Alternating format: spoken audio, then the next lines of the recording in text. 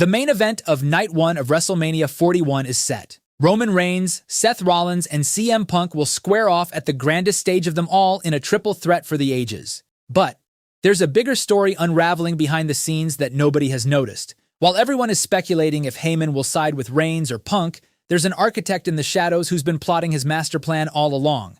Over the last year, WWE has planted several clues that point to this alliance, and it's been hiding in plain sight this entire time. So in the next 9 minutes, I'll show you exactly what this means for the main event of WrestleMania 41, why Seth Rollins is the next Paul Heyman guy, and the bigger master plan at play behind the scenes that could change WWE forever. First, let's talk about Seth Rollins. Ever since pulling off the heist of the century at WrestleMania 31 and winning the world title, Rollins has been one of the mainstays on the main event scene in WWE. From 2015 to 2018, Rollins had some memorable runs that defined his career trajectory. First, he held the world title for the majority of the year in 2015. Then, he'd go on to have world title feuds against Roman Reigns, Dean Ambrose, and Kevin Owens, before culminating in a high-profile battle against Triple H at WrestleMania 33. In the coming years, Rollins would become the centerpiece of Monday Night Raw, even earning the moniker Monday Night Rollins, before slaying the Beast Brock Lesnar at WrestleMania 35 and capturing the Universal Championship. But over the last few years, Rollins has been more of an afterthought in the grand scheme of WWE storytelling. Sure, he has won world titles and had some memorable matches, but he's been consistently overshadowed by Roman Reigns.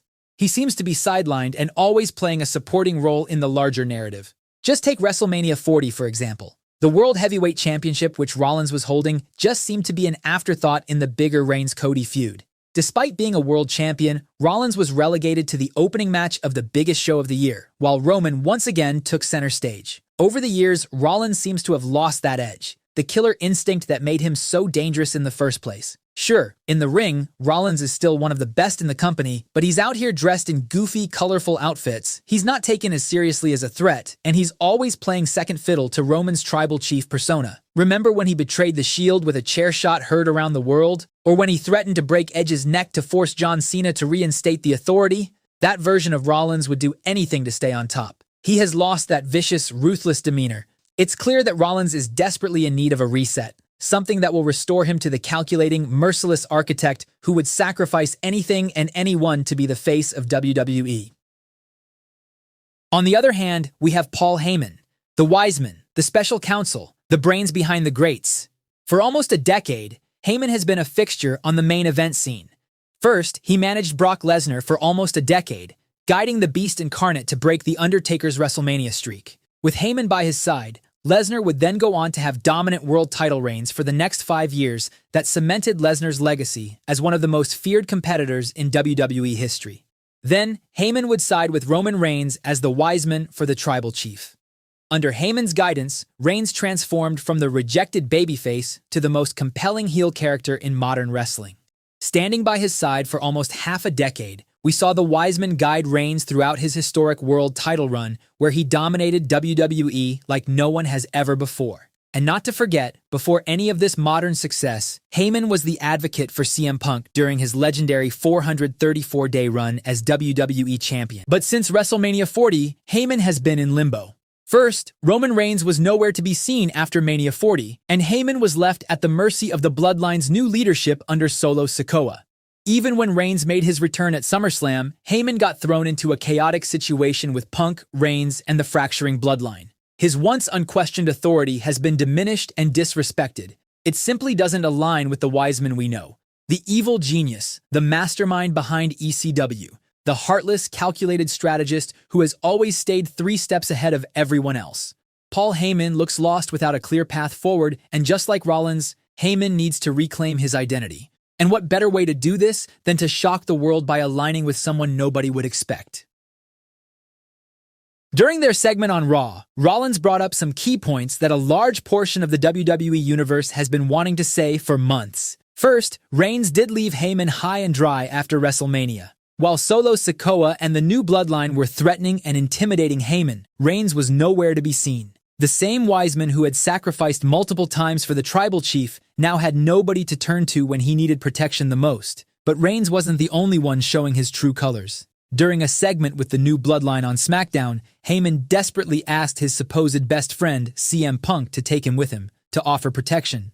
But it wasn't until War Games that Punk finally stepped in. And even this wasn't out of friendship. This was because Punk knew Heyman was valuable, and he wanted to have a favor that he could cash in later. It's safe to say that both Punk and Reigns are using Heyman for their own agendas rather than out of any genuine loyalty. But this story isn't as simple as it seems. If you've been paying attention, you'd notice that there have been several instances where the Rock and Heyman alliance has been teased throughout the last year. Sure, Rollins and Heyman together would be a perfect match. Rollins could go back to being his old ruthless, calculating self and reclaim his position at the top of WWE.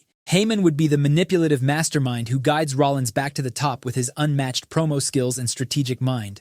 But then you add the final boss and John Cena to the mix, and it's a complete game changer that changes WWE forever.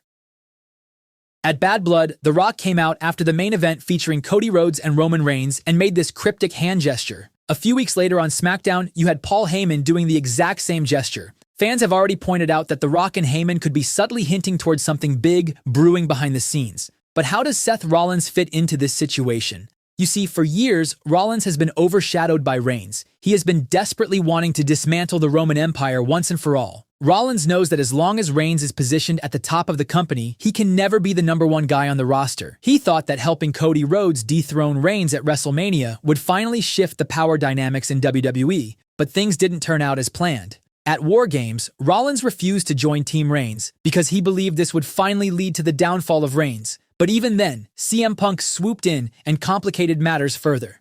As a last-ditch attempt, Rollins had no other choice but to turn to the one man who could truly help him end the Roman Empire forever. Now, Rollins is no stranger to selling his soul to get what he wants. He already did it when he betrayed the Shield in 2014, and 11 years later, history is poised to repeat itself with even higher stakes. At Night 1 of WrestleMania, we can see Heyman turn on both Punk and Reigns and side with Rollins, giving Rollins the win in the triple threat match. But this is just the start of the master plan.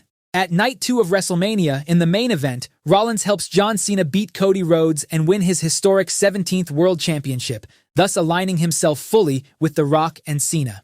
On the Raw after Mania, we can have Rollins demand the World Heavyweight title rematch he never got and dethrone a newly crowned Jey Uso. This would set Rollins up as the corporate champion and a calculating heel that WWE desperately needs right now, similar to his Authority days, but with an even more dangerous edge. With Rock and Cena's limited schedules, it's safe to say we won't see those two show up regularly after WrestleMania. This is where Rollins can step up and keep the faction's presence felt week after week. And Rollins doesn't need to be alone in this new power structure. We might see guys like Drew McIntyre and Kevin Owens join the alliance, all based on the principle of, the enemy of my enemy is my friend.